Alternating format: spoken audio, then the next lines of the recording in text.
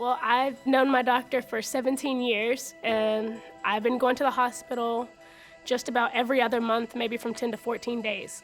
So the hospital was basically my second home, knowing all the nurses, doctors, every team. It's a really strong bond for those years.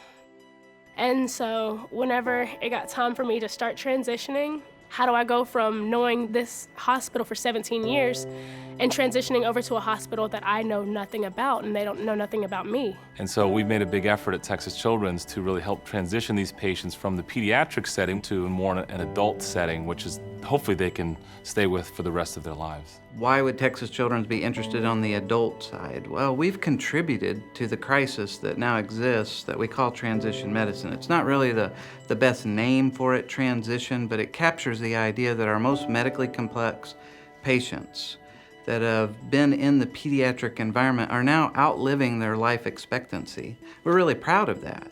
But the transition from pediatrics into adulthood, there's lots of struggles. They had the transition team come over to talk to me when I was in the hospital, but we didn't talk about it a whole lot. So that's what kind of scared me a little bit. I was like, okay, well, I'm confused. Who do I talk to? Who do I go to for this question or that? It sounds simple.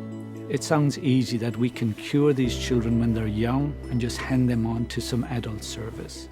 But it's actually a lot more complicated than that. Because once the transition happens, the adult doctors can't talk to the patient, to the parents. They have to talk to the patients. And if the patients don't really have a voice or have developed it over at a children's hospital, they won't know what to do once they get over to the adult hospital, and it makes it more of a harder transition for them to get used to. We have to start preparing these young people from really very early on in life so that gradually they can take more and more responsibility for their care. And there is no doubt that data shows that center-directed, comprehensive, knowledgeable adult care with these chronic diseases will absolutely improve outcome and patient satisfaction. We need to make sure that the processes surrounding the transfer to an adult system are also optimized and efficient for them. And most especially, we need to make sure that these young people have the best sorts of supports in these adult healthcare systems. These young people who've overcome these challenges are now facing problems that we've never seen before in medicine.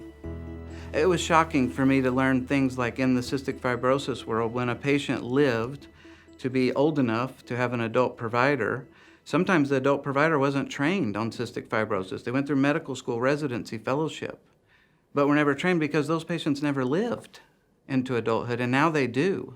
There's 500,000 of these young adults that are moving over into the adult healthcare system, and that's a conservative number. I don't think the adult healthcare system knows about them. I don't think that they realize that they're coming. What we realize is that 247 kids, patients at Texas Children's Hospital today are eligible to transition into the adult world every week. 247 every week are ready to transition into the adult world. Did we prepare them? There's 247 next week. Are they ready? Which goes to handoff. And our handoff world is about care coordination. It's about the idea of someone takes the interest and is properly trained to sit down and study your benefits, your personal, unique family dynamics, and how to transition. Because it's not just the doctor visit. It's the health care, it's the insurance, it's the durable medical goods and how they're going to get the same wheelchairs, the beds, the complex medical regimens that these patients are on. And so that's what transitional medicine is about. It's not just about transferring a file to an adult service. It's not just about making an appointment for a young person in an adult clinic. It's about starting these children off on the right path to a long, fruitful life. Getting that pediatric patient ready. So if they're capable, they can go in and they can talk with the adult provider as an adult. Being told at a children's hospital what medicines you're going to be doing and what's going to be happening is one thing compared to being over at an adult hospital. And they say, oh, well, what do you feel that you should do?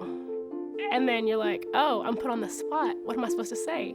So we see it as our responsibility, run to the problem. We can contribute in solving this with just very purposeful, designed, planned population care. and it's better for the patient. So, for all of our phenomenal doctors in the pediatric world who do heroic things to save these children, they've got to embrace the fact that part of their responsibility is to prepare them to see an adult. They're graduating from our programs. They're moving on to live fruitful lives of their own. So this is not a problem. Transition is not a problem. Transition is a victory.